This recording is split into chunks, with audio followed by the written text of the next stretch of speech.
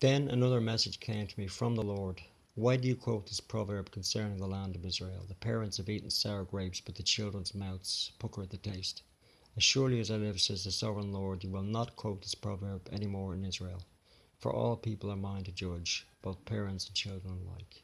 And this is my rule: the person who sins is the one who will die.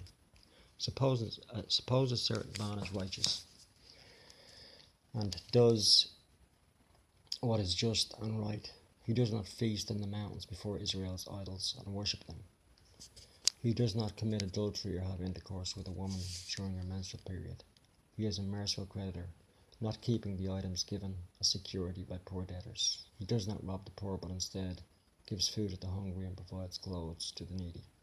He grants loans without interest, stays away from injustice, is honest and fair when judging others, and faithfully obeys my decrees and regulations.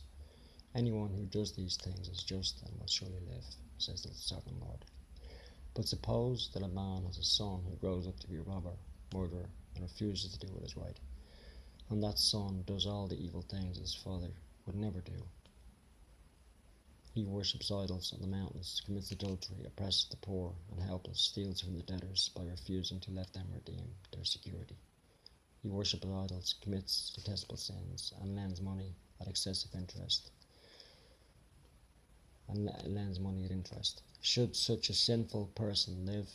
No, he must die and must take full blame. But suppose that sinful son in turn has a son who sees his father's wickedness and decides against that kind of life.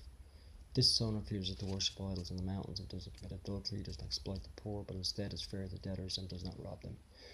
He gives food to the hungry and provides clothes for the needy. He helps the poor, does not lend money at interest, and obeys all my regulations and decrees. Such a person will not die because of his father's sins. He will surely live. But the father will die for his many sins, for being cruel, robbing people.